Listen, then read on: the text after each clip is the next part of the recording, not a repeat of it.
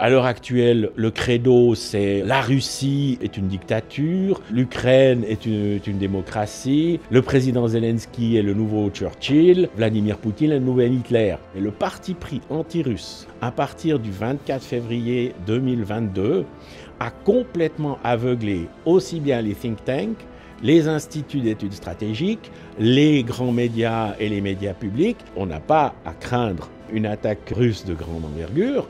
En revanche, on a un problème au sein des sociétés européennes avec un schéma belligène qui s'est mis en place entre d'une part des masses de citoyens pacifiés, désarmés et des marges en révolte et violentes.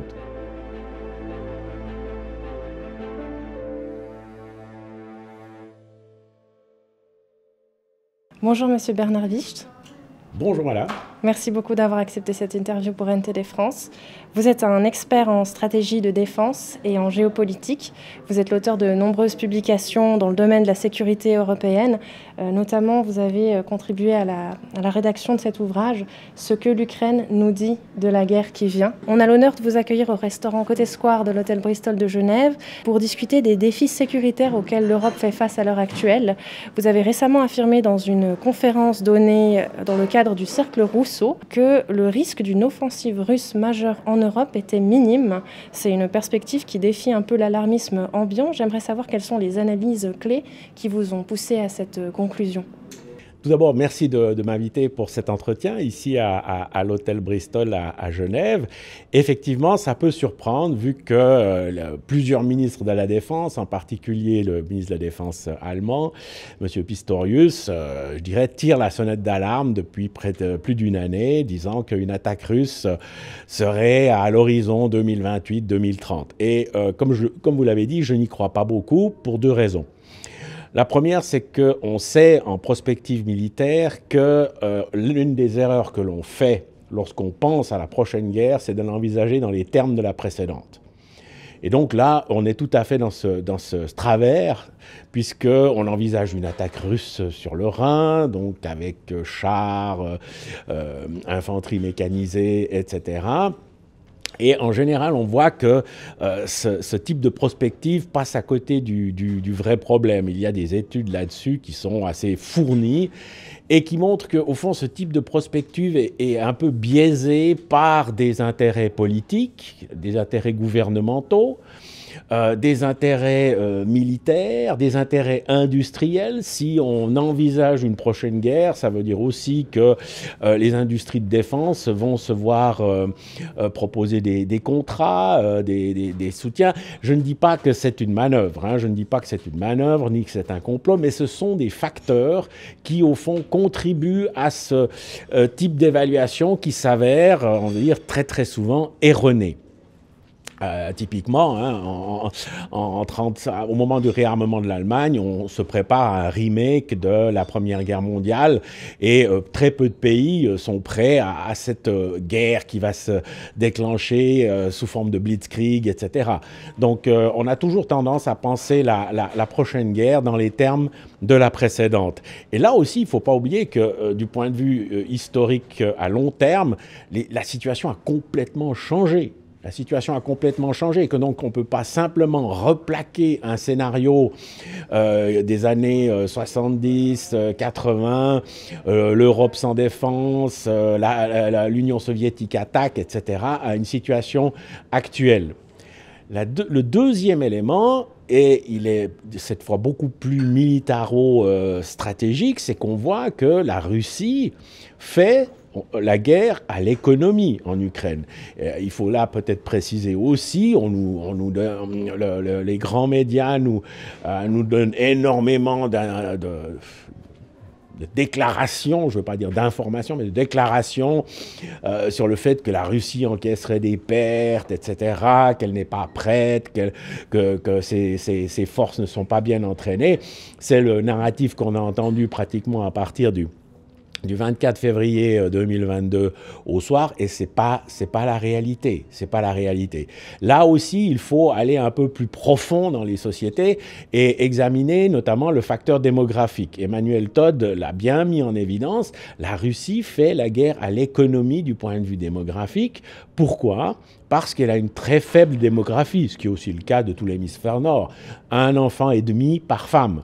Et récemment, Vladimir Poutine a, dans un discours, s'est exprimé là-dessus, invitant les Russes à faire plus d'enfants. Il n'est pas le seul d'ailleurs, il s'est passé la même chose en Corée du Nord, et récemment la Corée du Sud parlait d'ouvrir un ministère, on ne va pas dire de la procréation, mais un ministère de la natalité pour justement encourager les naissances. Donc c'est un vrai problème, et si on poursuit dans cette direction, qu'est-ce qu'on constate ? Que d'abord, les 3 grandes batailles que l'armée russe a livrées sur le front ukrainien, Mariupol, Bakhmut et Avriivka, les 2 premières, elle ne les a pas portées elle-même, c'est-à-dire qu'elle n'était pas au compte, c'est pas l'armée russe qui était vraiment au contact. À Mariupol, c'était les milices tchétchènes. Quand je dis au contact, ça veut dire que c'est pas l'armée russe qui a principalement encaissé les pertes. Ce sont les milices tchétchènes. À Bakhmut, ce sont les mercenaires de Wagner qui ont été au contact. Et les déclarations ensuite du chef de la compagnie Wagner allaient dans ce sens, je ne suis pas assez soutenu, etc. etc. Il n'y a qu'à Avriivka, qui est une petite ville, comparativement à Mariupol, qui est une espèce de Stalingrad industriel, donc ça, il faut s'en rendre compte. Il n'y a qu'à Avriivka que c'est l'armée russe qui est allée directement au contact, ça en dit très long. Le fait aussi d'avoir recours systématiquement à l'artillerie. L'artillerie épargne le sang, le sien propre, mais fait coûter évidemment celui de l'adversaire. Donc il y a ce premier élément-là qui va dans cette direction.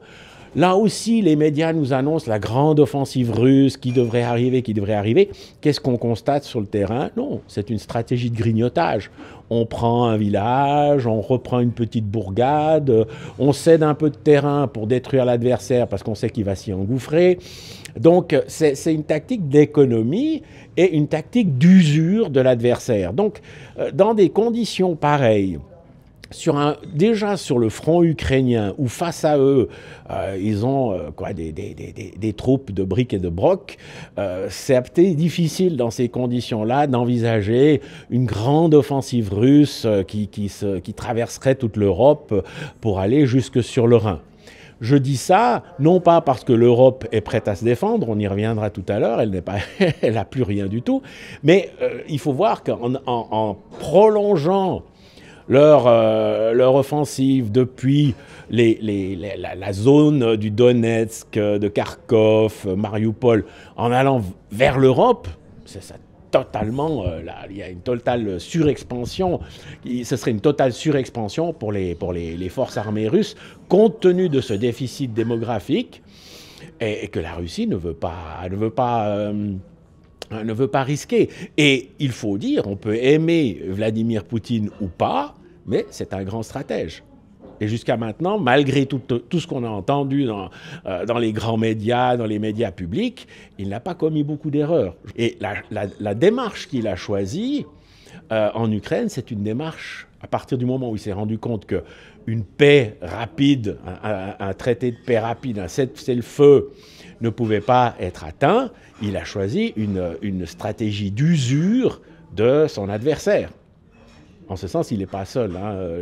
On retrouve des scénarios semblables, notamment pendant la guerre civile espagnole entre 1936 et 1939. Donc voilà pour les 2 raisons principales pour lesquelles je ne pense pas qu'une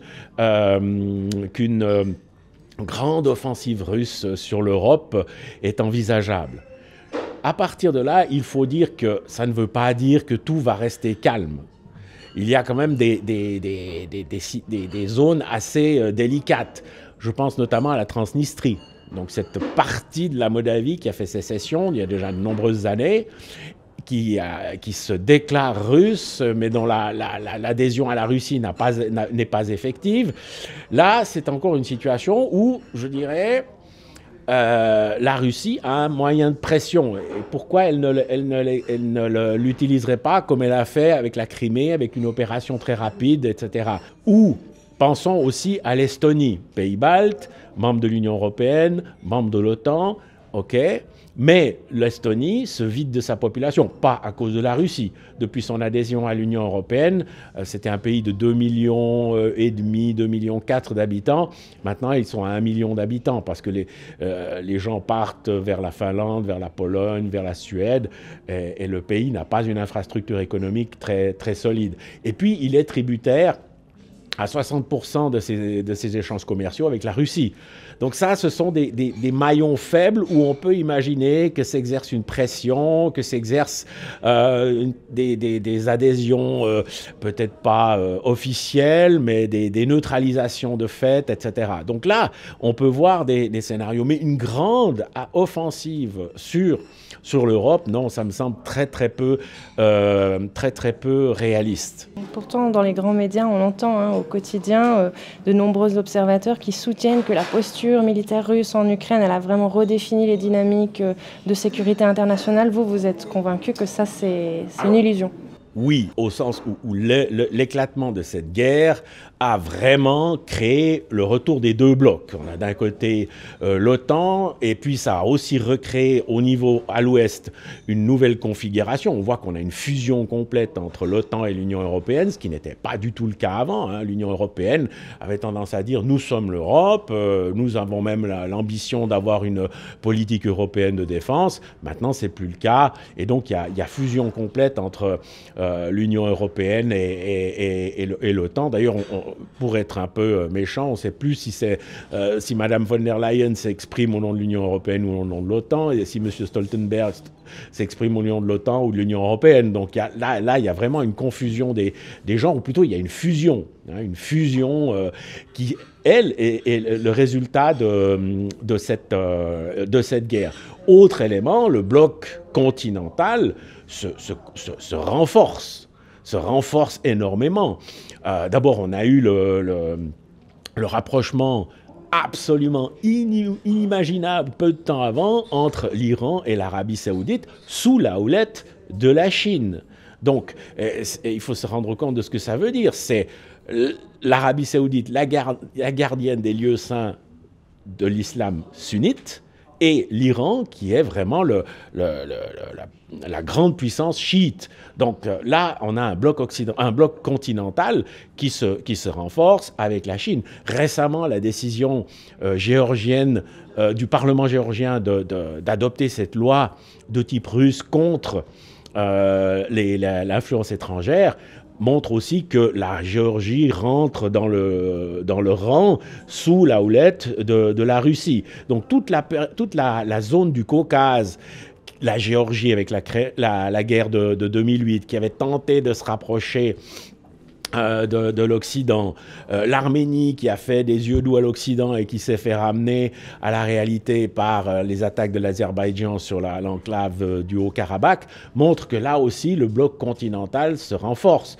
Il est aussi présent en Syrie avec l'intervention russe. Donc oui, en ce sens-là, il y a une reconfiguration de la géopolitique, d'une certaine forme d'architecture sécuritaire.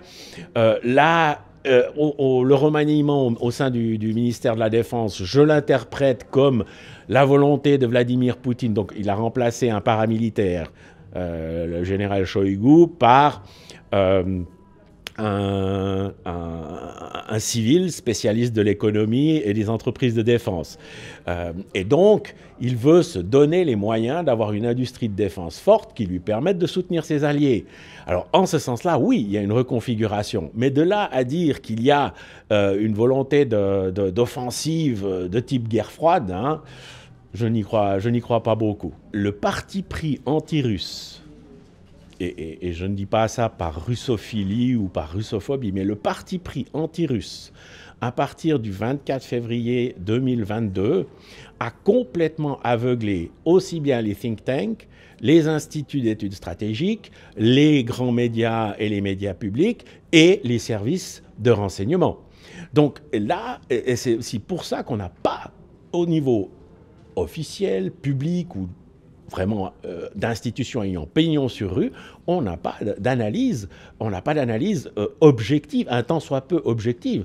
On a des analyses qui viennent confirmer le narratif, confirmer le discours politique. Et ça c'est une nouveauté, c'est relativement problématique.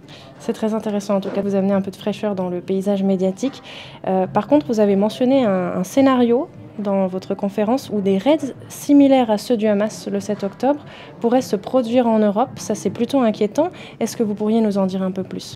Alors, effectivement, j'ai évoqué un scénario de type Hamas. Alors, précisons immédiatement qu'il ne s'agit pas d'imaginer que le Hamas aurait des cellules. Bon, on a dit qu'il avait préparé des attentats en Allemagne, mais que le Hamas serait en train d'organiser une armée secrète pour en fait renouveler son attaque du 7 octobre 2023 en Europe. Non, ce que je prends, c'est le scénario et, au fond, surtout le schéma belligène.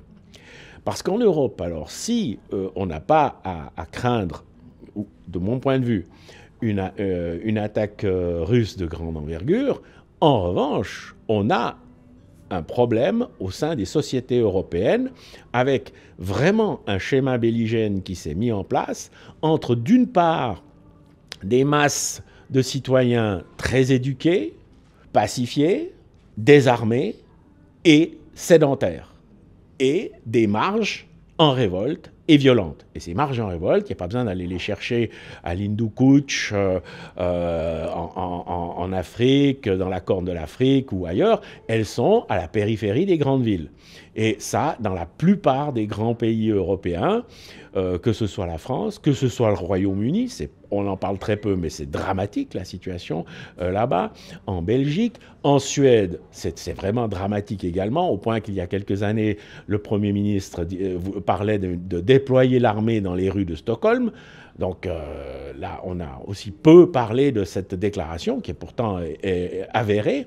Donc on a ce schéma belligène qui est là et qui a été travaillé par des historiens, notamment l'historien français Gabriel Martinez-Gros, dans toute une série de travaux historico-polémologiques. Et c'est là que, je dirais, j'applique le scénario Hamas, parce que qu'est-ce qu'on a si on prend un peu de recul et qu'on sort un peu de la dialectique Israël-Hamas, israélien-palestinien, conflit israélo-arabe? On peut lire cette attaque du 7 octobre comme celle d'une banlieue en révolte, la bande de Gaza, tenue par des groupes armés, face à une société israélienne, et surtout un État israélien, un État pénal carcéral, qui est quand même en situation de dérive autoritaire. Et donc, on peut vraiment voir cette attaque du Hamas comme cette réaction violente de cette banlieue en révolte face à l'État qui lui est voisin. Alors, si je dis ça, c'est pas du tout dans le but de stigmatiser un des deux adversaires dans cette guerre. C'est vraiment d'essayer de dégager un schéma, un scénario qui trouve son fondement dans la société, dans les sociétés européennes. N'oublions pas, et dans les sociétés européennes, je ne pense pas particulièrement à l'islamisme ou au djihadisme, je pense surtout aux gangs, aux narcotrafiquants, etc. Le récent rapport du Sénat français est absolument effrayant, et c'est un rapport de 400 pages. Pratiquement au même moment, on avait cette attaque sur un convoi de transport de prisonniers. Donc des attaques de transporteurs de fonds, on connaît, en Suisse, en France, on connaît, hein, on en a eu souvent. Mais là, un transport de prisonniers. Donc ça montre un peu que les choses changent. En Belgique, les narco-gangs, les narcotrafiquants avaient planifié l'enlèvement du ministre belge de la Justice. Heureusement, ça a été découvert suffisamment à temps et on a pu déjouer ce projet. Mais ça montre quand même qu'on vise la tête de l'État. Et en Hollande, on a dû mettre la jeune princesse, qui sera la future reine, en résidence surveillée parce qu'elle était à l'université. Puis on a aussi découvert qu'elle faisait l'objet de projets d'enlèvement. Donc, ça veut dire qu'on a véritablement à l'intérieur de nos sociétés des marges en révolte, violentes, et qui sont prêtes vraiment à en découdre. Et c'est dans ce sens-là que je m'intéresse à l'hypothèse Hamas, non pas pour stigmatiser une des deux parties. Je pense que ce qui se passe à Gaza est totalement inacceptable en ce moment, et c'est une situation absolument intolérable et injustifiable. Ce qui m'intéresse, c'est une réflexion stratégique et polémologique pour trouver un schéma qui pourrait être à l'œuvre. Et ça me ramène à ma première remarque, on ne peut pas penser la prochaine guerre dans les termes de la précédente. Donc il faut vraiment découvrir le schéma belligène. Si on a eu 2 guerres mondiales, c'est qu'on a eu auparavant la révolution industrielle, ensuite l'État-nation, les nationalismes, et puis à partir de 1936, la montée du nazisme et du fascisme. Donc on avait des conditions sociopolitiques claires. Là, ces conditions sociopolitiques, c'est celles que, en tout cas, c'est celles que je détecte, c'est celles que je viens de vous décrire sur cette dialectique meurtrière qui s'est mise en place et qui m'apparaît vraiment irréductible. Alors là, c'est peut-être pas tout à fait dans la lignée de ce que vous venez de dire, parce que vous distinguez vraiment le Hamas et puis les gangs qui pourraient dans le futur se révolter sur le même schéma, mais je voulais quand même soulever qu'Israël affirme qu'en fait, ils se considèrent comme le dernier bastion, et ils affirment qu'une fois qu'Israël sera éliminé par les islamistes dans leur quête de créer un califat, les islamistes pourraient se tourner vers l'Europe pour y perpétrer des massacres. Est-ce que vous y voyez aussi une possibilité que ça se passe ? Alors, ce n'est pas du tout dans ce sens-là que j'imagine l'hypothèse Hamas dont je viens de parler. Pourquoi ? Parce que d'abord, l'Europe est d'ores et déjà ouverte aux flux migratoires. Donc, de ce côté-là, on va dire que c'est du déjà fait. Et là, on doit plutôt regarder ces flux migratoires dans la perspective historique de la chute de l'Empire romain, parce qu'on sait maintenant que ce qu'on a appelé, en tout cas quand j'étais à l'école, les grandes invasions, où on nous montrait Rome détruite par les barbares, disons les travaux de ces 20-30 dernières années sur la chute de l'Empire romain insistent plutôt sur le côté de grandes migrations qui ont provoqué la chute de l'Empire. Or, l'Europe, aujourd'hui, c'est un territoire complètement ouvert. Les gens arrivent par la route des Balkans, par Lampedusa, par l'Espagne, continuent sur le Royaume-Uni, sur l'Europe du Nord, etc. Donc, les flux sont d'ores et déjà là. Et je ne vois pas ces flux sous une perspective d'opposition islam-chrétienté, islam-modernité, mais sous l'angle du schéma belligène que j'ai donné. D'ailleurs, le cas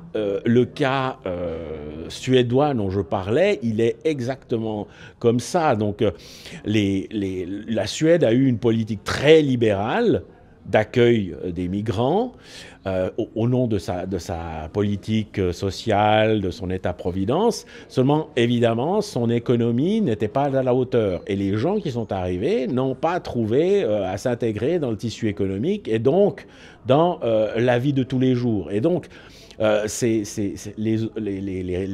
zones où ces gens se sont installés sont rapidement devenues des ghettos et elles se sont organisées en gangs. Et à l'heure actuelle, il n'est pas inhabituel de voir dans les rues de certains quartiers, de Malmö, de Stockholm ou d'ailleurs, des gens qui se baladent avec une Kalachnikov.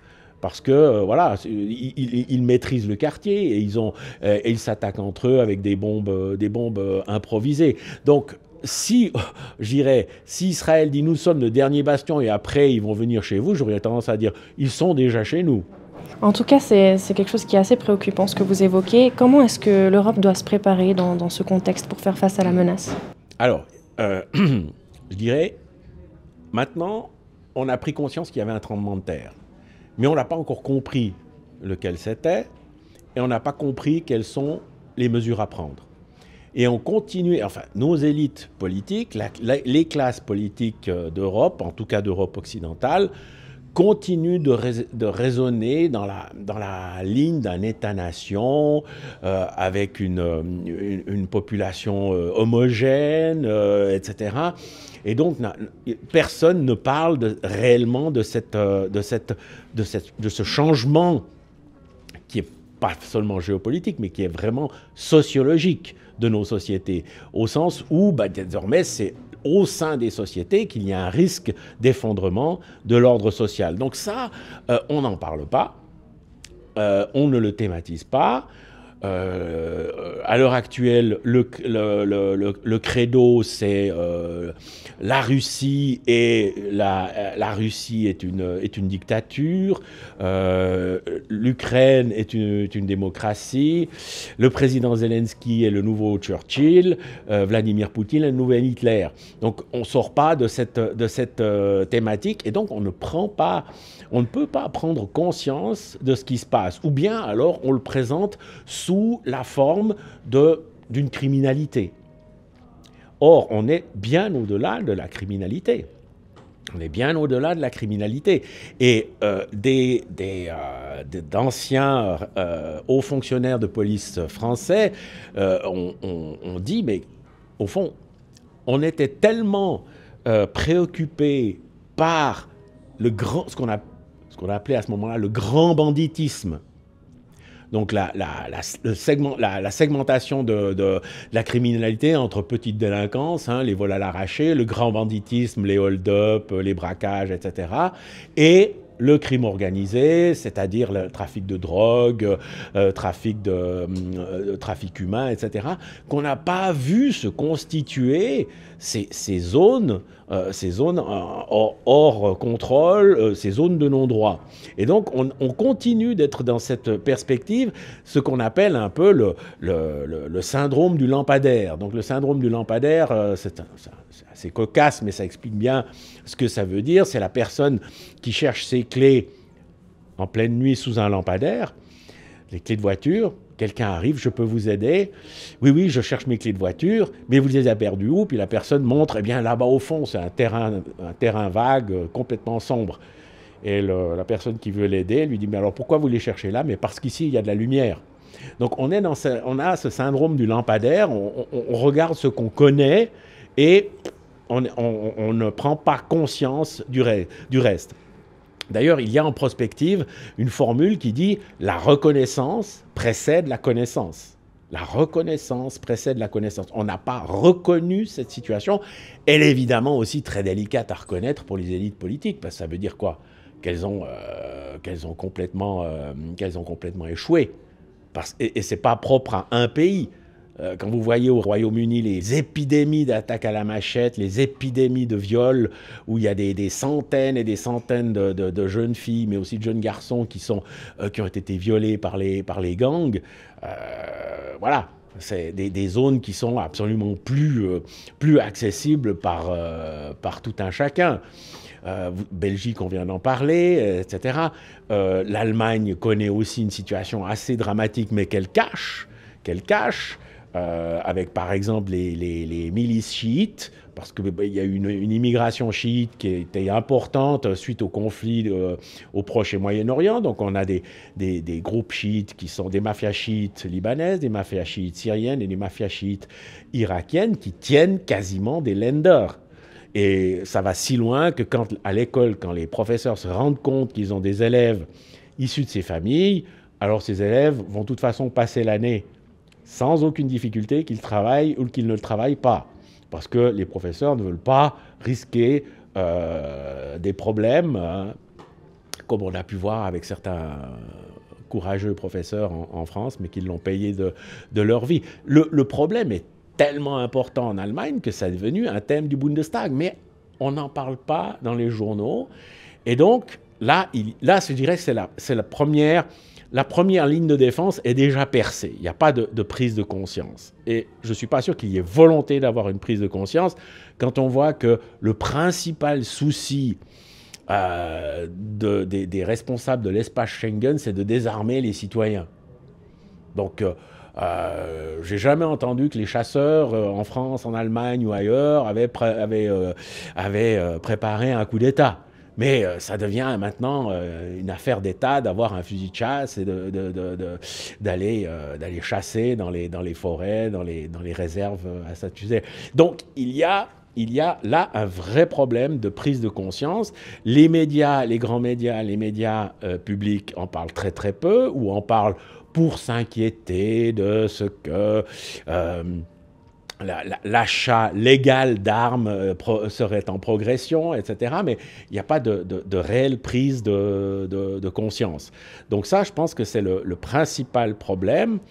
Ensuite, il y a aussi, je dirais, la question beaucoup plus, on va dire, tactique de comment se protéger. Comment se protéger? Il se trouve qu'on risque de se réveiller en sursaut avec cet aveuglement, le fait qu'on cache un peu la poussière sous le tapis.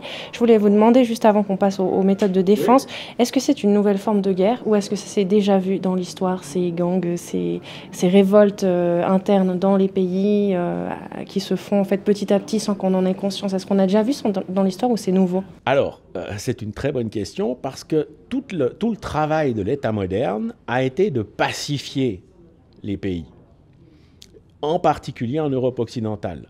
L'État moderne, que ce soit l'État français, l'État anglais, l'Espagne, la Suède, a été de pacifier l'État et donc de s'arroger à lui seul le droit de la violence en faisant la guerre. Et c'est la fameuse formule de Clausewitz, la guerre est la poursuite de la politique par d'autres moyens. Mais toute la période du Moyen-Âge est remplie de ce type de guerre. Alors, et c'est pour ça que je dirais le Moyen-Âge, pour essayer de comprendre ce qui se passe aujourd'hui, est un champ de fouilles particulièrement intéressant. Je vous donne un exemple. Pendant la guerre de 100 ans, alors la guerre de 100 ans, on la voit un peu avec nos yeux modernes, hein, c'est la guerre entre le roi de France et le roi d'Angleterre, avec des armées, les Anglais ont des archers, les Français ont des chevaliers, etc. Mais pendant ce temps, et ces batailles étaient très limitées, on a le phénomène des écorcheurs.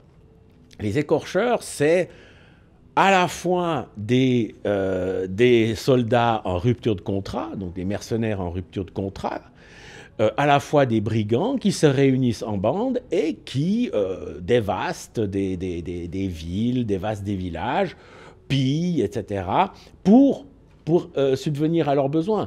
Et à un moment donné, ils sont récupérés par l'un des partis pour être joués contre l'autre. Donc on a ce que le sociologue Alain Jox appelle le télescopage des échelles, où on a des espèces de micro-guerres qui s'insèrent dans la grande guerre dynastique à ce moment-là entre le roi de France et le roi d'Angleterre et qui va s'étendre sur à peu près un siècle, mais pas de manière continue. Donc on a énormément d'exemples de ce type. On a aussi, et c'est celui qui m'intéresse le plus parce que je trouve que c'est celui qui est le plus proche de notre réalité pour développer la réflexion, c'est la dernière période juste avant l'an 1000, entre 750 et 950, avec les raids. On est là sur 2 siècles. Hein, on est là sur 2 siècles. Donc on ne parle pas de 2 ans ou de 10 ans, on parle de 2 siècles. La grande période des raids vikings, des Sarrasins au sud et des Magyars, ceux qui sont devenus ensuite les Hongrois, à l'est. Et là, l'Europe va être au bord du gouffre, au bord de l'effondrement complet, parce qu'elle n'est pas du tout préparée à ça. Par exemple, les raids vikings, grâce à leur mobilité avec le drakkar, ils frappent à peu près partout et de manière inopinée. Et ce qu'ils veulent, dans ces raids, c'est ça ce qui est intéressant, et ça renforce encore l'hypothèse Hamas dont je parlais tout à l'heure. Ça n'est pas faire la guerre, c'est pas la bataille rangée, c'est pas de vaincre une autre armée, c'est de piller. C'est de piller et de ramener des esclaves. Et on sait qu'ils ont pillé les églises, les monastères, et les archéologues ont ensuite retrouvé dans les tombes des grands chefs vikings des calices, des ciboires en or avec des diamants, pas parce qu'ils s'étaient convertis au christianisme, mais parce que c'était la gloire du chef qui avait réussi à ramener tout ce butin chez lui. Et donc, c'était pour sa gloire. Hein. Et Donc on est assez dans ce schéma-là, parce que ce qui est assez intéressant, c'est qu'à cette époque, c'est l'Empire carolingien, l'élite carolingienne, la noblesse carolingienne s'intéresse assez peu à ça. Elle s'intéresse assez peu à ça. Elle est plus préoccupée par ces querelles dynastiques. Elle a peur, en armant les paysans, que ceux-ci se retournent contre elle. Ce qui va permettre aux populations locales de se défendre et de mettre finalement un frein, et à la fin de mettre fin, non seulement un frein, mais fin à ces raids, c'est la découverte de ce qu'on appelle la motte castrale, qui est au fond l'ancêtre du château fort. Et la motte castrale, c'est une petite fortification que 200 personnes peuvent construire en l'espace de 15 à 20 jours, avec les moyens du bord, donc la terre, le bois, etc. Et qui va, au fond, mettre fin à ces raids, parce que veulent les Vikings, comme les Sarrasins, comme les Magyars, c'est faire du butin. C'est pas de renverser l'Empire carolingien, ils ne veulent même pas savoir que ça existait. C'est pas de tuer l'empereur, c'est pas de prendre un territoire, c'est vraiment de piller et de ramener des esclaves. Et on a exactement la même réaction des élites carolingiennes qui, dans un premier temps, interdisent aux populations locales de se fortifier parce que c'est une prérogative seigneuriale. Donc, je trouve que ce cas est vraiment intéressant, et c'est ça un peu qui, à mon avis, nous pend au bout du nez. Mais à l'heure actuelle, comment faire donc pour se protéger? On ne va pas construire des châteaux forts. Quelle est la solution? Alors, c'est pour ça que le cas du Hamas m'intéresse tellement. Parce que le déclenchement de l'attaque, il est inopiné, inattendu, imprévu, et c'est la surprise. Et le but de l'attaque n'est pas de prendre du territoire, n'est pas de conquérir des territoires israéliens, n'est pas d'occuper une ville, un village, c'est de détruire et de prendre des otages. Et ensuite de se replier à l'intérieur. Et de tuer aussi. Et de tuer, et aussi de détruire toutes les infrastructures stratégiques israéliennes. Donc, tout ce qui était surveillance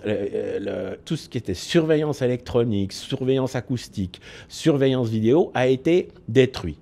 Et donc, Et qu'est-ce qui... Alors, pour répondre à votre question, quels sont ceux qui ont pu s'en sortir?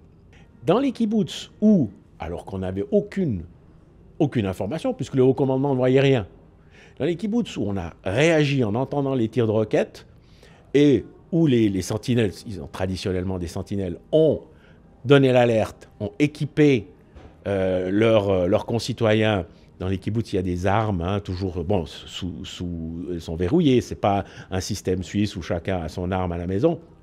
Mais elles sont là, elles sont prêtes à l'emploi, il y a la munition. On distribuait les armes et ils ont combattu toute la nuit. Et ils ont été libérés le lendemain par l'arrivée des forces de sécurité israéliennes. Eux n'ont pas subi de perte. On a un exemple particulièrement frappant, c'est celui d'un père de famille et de son fils aîné qui était armé de pistolets.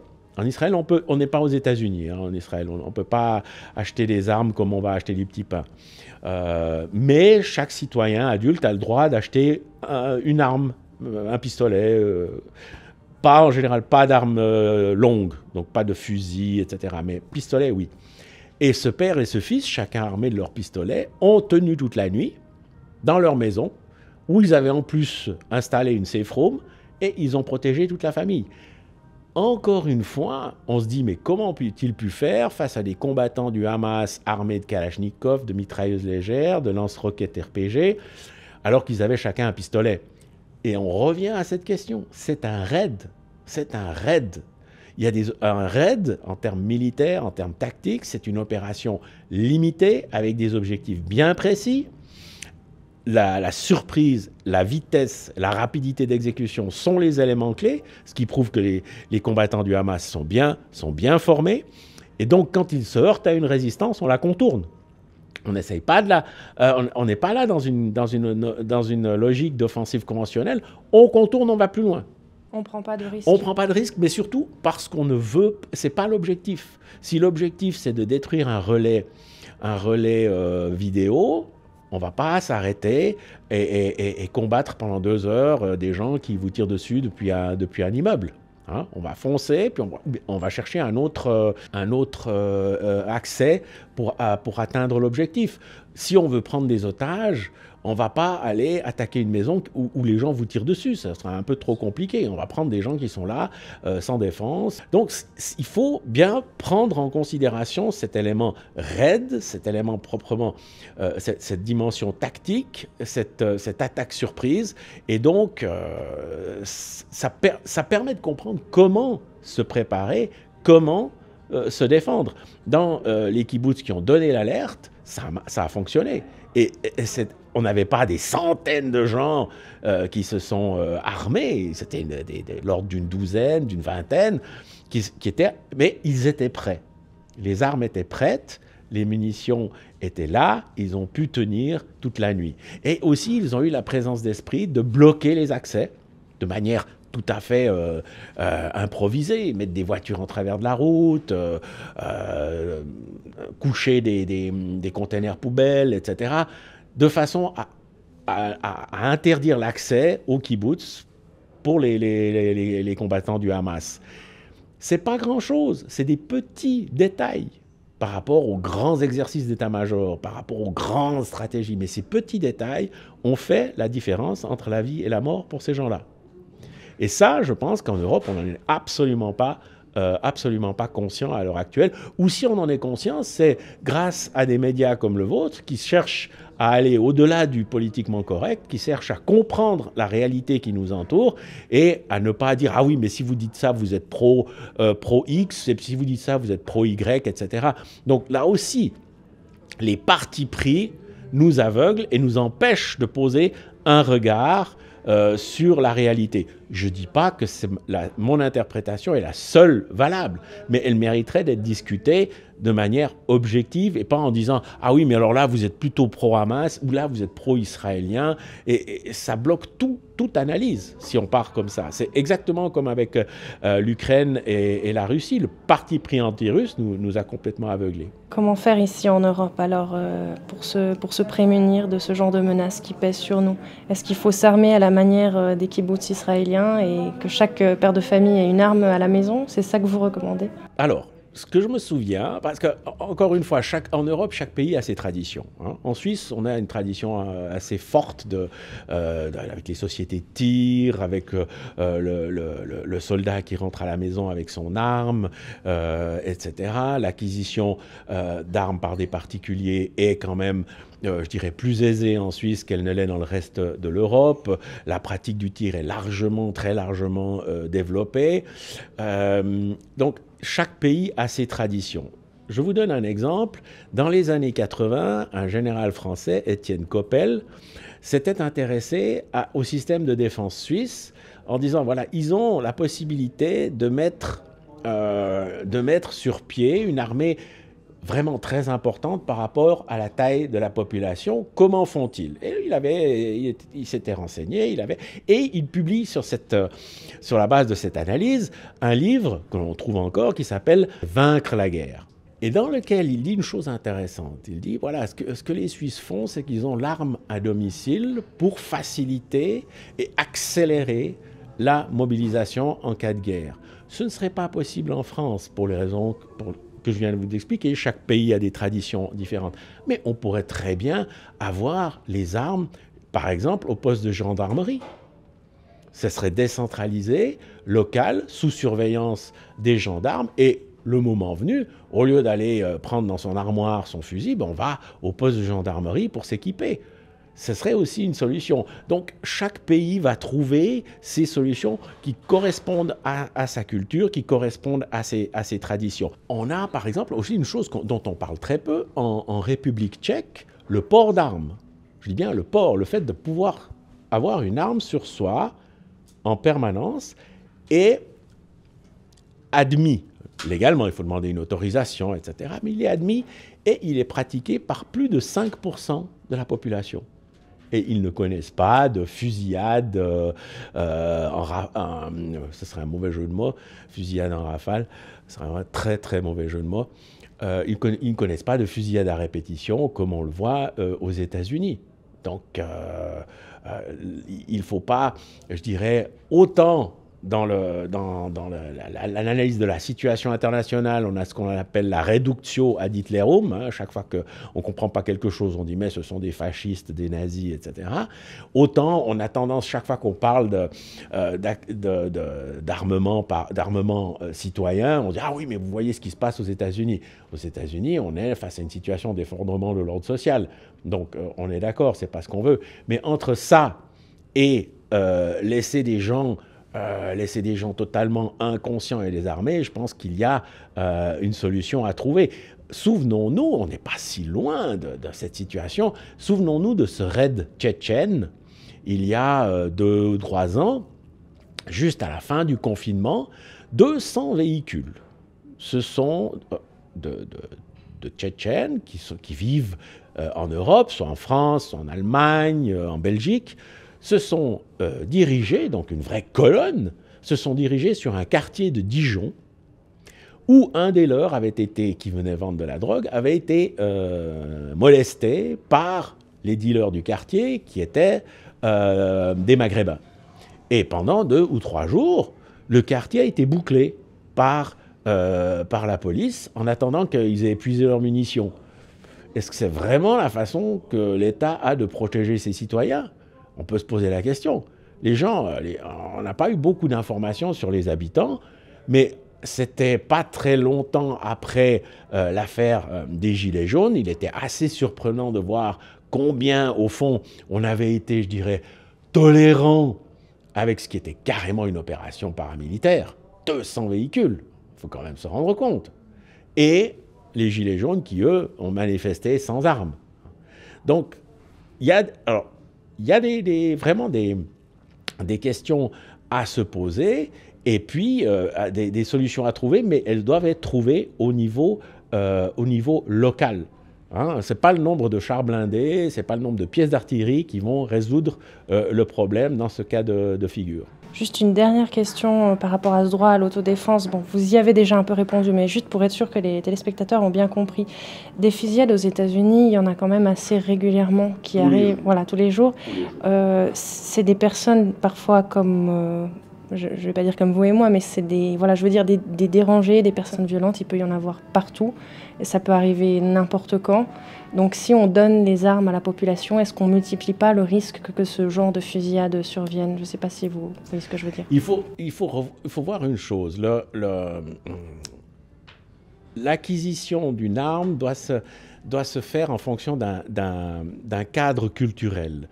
En Suisse, par exemple, le cadre, c'est le service militaire. C'est là que chaque citoyen, chaque citoyenne entre en contact avec une arme, apprend à s'en servir, apprend les règles de sécurité, apprend à tirer, etc. Donc il faut qu'il y ait cette éducation. C'est une éducation, il faut qu'il y ait cette éducation et on ne peut pas simplement tomber dans une situation anarchique qui est malheureusement celle des États-Unis, dans laquelle on a, je dirais, pas tout à fait, on a un peu dénaturé le droit du citoyen à s'armer, à se défendre. Je rappelle le 2e amendement de la Constitution américaine, qui est celui qui précisément prévoit cette liberté du citoyen. Mais cet amendement n'est pas un amendement néolibéral disant bah voilà, vous pouvez vous acheter une arme comme on va s'acheter un petit pain. Le 2e amendement, je vais le citer de mémoire, la liberté d'un État dépend d'une milice bien entraînée. Quand il dit milice, il dit citoyen, soldat. Donc la liberté d'un État dépend d'une armée de citoyens bien entraînés. Pourquoi il dit ça? Parce que c'est l'indépendance américaine. Ils ont été confrontés à une armée de mercenaires et de professionnels, l'armée du roi d'Angleterre. Et la 2e partie de l'amendement dit « C'est pourquoi le droit d'acquérir et de porter les armes ne peut pas être restreint ». Donc on a cette notion d'une société éduquée. Et le problème à l'heure actuelle, c'est qu'aux États-Unis, on est en phase de rupture de l'ordre social. On est en phase de rupture, d'effondrement de l'ordre social. Et là, effectivement, ce qu'il faut aussi constater, on a toujours un peu on agite cet épouvantail du citoyen armé qui pourrait ensuite provoquer une fusillade et donc on monte en épingle ce genre de situation. Mais là, si on analyse la réalité, elle montre plutôt l'inverse. Le premier pays qui a véritablement supprimé toutes les armes, c'est le Royaume-Uni dans les années 80 sous Margaret Thatcher. Il y avait eu vraiment un tragique fait divers. Un homme dérangé était entré dans une école, avait tiré sur les enfants, il en avait tué plusieurs. Et donc à partir de là, il y a eu un choc, une émotion importante dans le pays et on a donc supprimé toutes les formes d'armes. On a encouragé les gens à rendre leurs armes, etc., etc. Qu'est-ce qu'on a constaté? C'est qu'à partir de là, la criminalité a grimpé en flèche. Et que maintenant, dans ce pays où on ne peut plus acquérir d'armes, il en entre 6 millions par année par le marché noir. 6 millions, c'est quand même presque la population de la Suisse. Hein. Donc il faut garder cette phrase à l'esprit. Quand les armes sont hors la loi, seuls les hors-la-loi sont armés. Il faut aussi voir que, et quand je disais cette réponse locale, il faut la garder à l'esprit. Dans l'affaire Breivik en Norvège, donc vous vous souvenez de l'affaire Breivik, c'est ce terroriste d'extrême droite, suprémaciste, qui crée un attentat à Oslo, dans la capitale. Cet attentat mobilise les forces de police, et pendant ce temps, il se rend sur l'île d'Utoya, un lac pas très loin d'Oslo, où se tenait l'université d'été des jeunes socialistes. Il est déguisé en policier, et il arrive, et il tire dans le tas, et il fait plus de 70 morts. Et je dirais la réponse de la police laisse songeur. D'abord, la police locale reste l'arme au pied parce que selon les règles d'engagement, dans un tel cas, elle ne doit pas intervenir. Les forces spéciales qui ont, elles, le droit d'intervenir mettent 40 minutes à arriver et le bateau qui doit les emmener sur l'île est en panne. Et donc, pendant ce temps, on entend les coups de feu. On entend les coups de feu et les gens meurent les uns après les autres. Et par exemple, sur une petite île à côté, il y avait un touriste allemand qui était là pour pêcher en vacances, qui avait loué un petit bungalow. Et lui, quand il entend les coups de feu, il monte dans sa barque, il fonce vers l'île et il va sauver une dizaine de personnes. Ce qui est assez intéressant, c'est que quand la police va arriver, la première chose qu'ils vont lui dire, c'est d'arrêter de faire des allers-retours avec les survivants. Donc tout ça, il faut bien prendre conscience de cette réalité, et c'est l'importance des médias tels que le vôtre de montrer que la réalité n'est pas aussi noire et blanc qu'on veut bien nous le dire, et que l'État n'est pas forcément toujours là pour garantir la sécurité des citoyens. Il est d'abord là pour garantir l'ordre. Et c'est assez intéressant de voir que l'État est tout à fait en mesure de pactiser avec des mafias lorsqu'elles deviennent relativement importantes. On a eu le cas aux États-Unis où de plus en plus on pense que la fameuse règle tolérance zéro, la fameuse histoire de la vitre brisée qui aurait soi-disant amené la complète transformation de l'attitude policière et judiciaire vis-à-vis du crime et qui aurait permis de sécuriser les centres-villes des grandes villes américaines qui étaient auparavant assez dangereuses, eh bien on se rend compte aussi maintenant que au fond les grandes villes ont pactisé avec les trafiquants de drogue en leur disant vous n'intervenez pas dans le centre-ville, puis en revanche on va fermer les yeux sur ce qui se passe dans certaines des périphéries. Donc il faut garder ça à l'esprit, et il faut garder à l'esprit que la souveraineté de l'individu, c'est quand même la première chose à garantir. Et Thomas Hobbes, dans son ouvrage sur le Léviathan, l'ouvrage du Léviathan était quand même basé sur le fait que les citoyens, les sujets, à ce moment-là on parle encore de sujets, abdiquent une partie de leur liberté en contrepartie de la sécurité que leur offre le Léviathan, donc l'État moderne. Mais ops, et on oublie souvent de citer la deuxième partie, dit mais si le Léviathan n'assure pas cette sécurité, l'individu récupère son droit à l'autodéfense parce que c'est un droit naturel, imprescriptible et qu'on ne peut pas transmettre à quelqu'un d'autre. J'aimerais encore juste soulever un point. Ces dernières années, les changements sociétaux ont créé une génération de jeunes qui se méfient de l'armée, qui sont plus difficilement mobilisables en cas de conflit. Est-ce que vous pensez que notre capital guerrier est encore présent ou est-ce qu'il est en péril? Est-ce qu'il y a encore un espoir qu'on puisse se défendre en cas d'attaque? Alors je pense que c'est une question très importante parce qu'effectivement, le capital guerrier, qui ne doit pas être compris comme une attitude barbare, hein, mais c'est une capacité d'accepter de défendre au besoin par les armes sa communauté, sa famille, son pays, etc. Et comme vous le dites, cette conception qui est à la base des armées de citoyens, elle s'est considérablement érodée. Maintenant, il y a une dimension tellurique qu'on retrouve, c'est-à-dire un soubassement sociologique qui est souvent qui n'est pas perceptible immédiatement, mais qui existe. Pensons aux Gilets jaunes. Les Gilets jaunes, soudain, c'est un mouvement qui sort de terre, qui d'ailleurs ne sera pas du tout récupéré par aucun parti politique, et Dieu sait s'ils ont vraiment essayé, et qui montre que cette volonté de défense, elle est atavique, elle est liée à une communauté. Donc on rejoint cette notion d'éducation dont je parlais tout à l'heure, et elle est très importante. Et à l'heure actuelle, effectivement, avec cette volonté de désarmer le citoyen, non seulement matériellement, mais aussi moralement, aussi intellectuellement, il y a un véritable risque pour le capital guerrier, d'autant plus que face à cette logique où on dit, voilà, maintenant, les vraies questions, c'est le climat, les vraies questions, c'est le genre, le bon citoyen, c'est celui qui paye ses impôts, alors qu'on oublie que le serf au Moyen-Âge, qui n'avait aucun droit, il payait aussi ses impôts. Il a tendance à, on va dire, amollir un peu ce corps social, alors que dans les marges dont je parlais tout à l'heure, le modèle du mâle dominant, dominateur, du mâle avec sa kalachnikov, qui est respecté dans le quartier et dont les jeunes filles parfois regardent ça comme étant le modèle masculin, lui, alors, ce modèle-là, il se développe et il renforce encore cet antagonisme.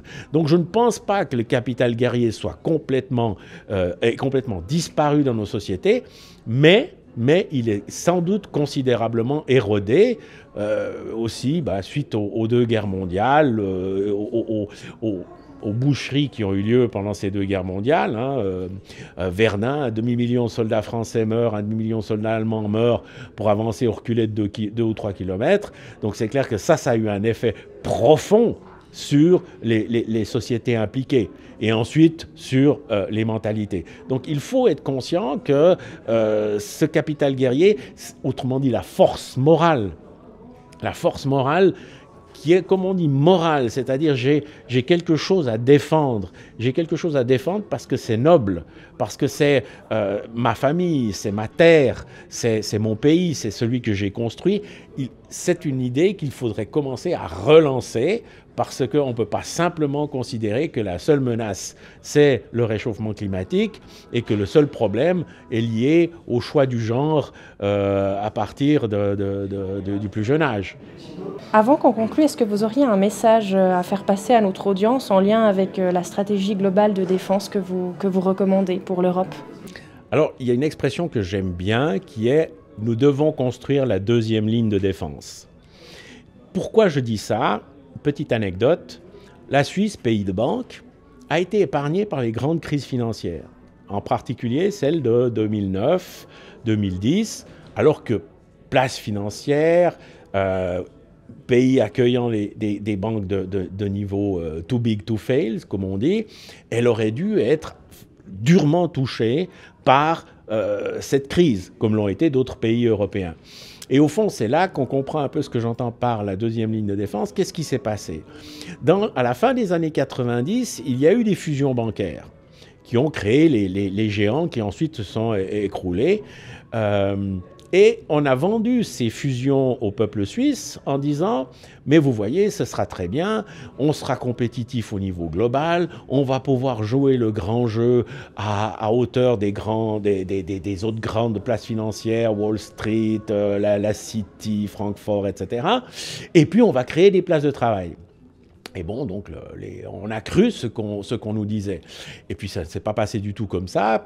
6 mois après les grandes fusions, il y avait des licenciements de l'ordre de 3 à 4 000 personnes en Suisse. Hein, dans un pays où on a 2% de chômage, c'est choquant. Surtout quand on nous a vendu exactement le contraire.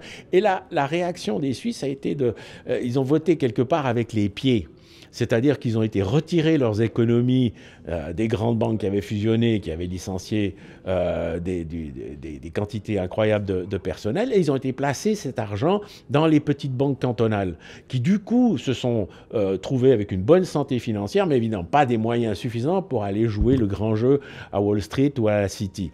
Et quand la grande crise est arrivée, au fond, c'est cette deuxième ligne de défense des petites banques, des petits épargnants, qui a bien tenu et qui a protégé les citoyens suisses lambda du cataclysme que d'autres ont vécu, se retrouvant, notamment au Royaume-Uni, aux États-Unis, à la rue du jour au lendemain, parce que, ou bien des personnes de plus de 75 ans à qui on disait vous avez tout perdu, votre retraite c'est fini, il faut retourner à travailler.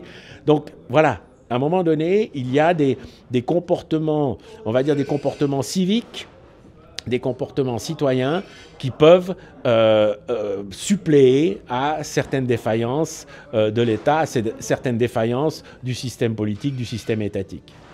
Merci beaucoup, Monsieur Wicht, pour cette réflexion profonde, très intéressante, en lien avec les valeurs citoyennes de la protection, de l'autodéfense, du courage, des choses qu'on peut avoir perdues. Mais voilà, selon vous, l'espoir, en tout cas, n'est pas totalement éteint. Il y a une possibilité que l'Europe soit plus ou moins forte ou puisse retrouver en tout cas ces valeurs de défense en s'appuyant sur des modèles qu'on peut voir ailleurs dans le monde. Merci également de nous avoir fait prendre conscience des menaces potentielles qui pèsent sur l'Europe et qu'on n'a pas toujours à l'esprit. C'était très riche.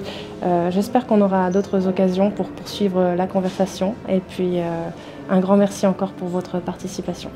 Merci encore à vous, merci encore pour l'excellent entretien que vous avez conduit et volontiers pour prendre rendez-vous pour une prochaine émission.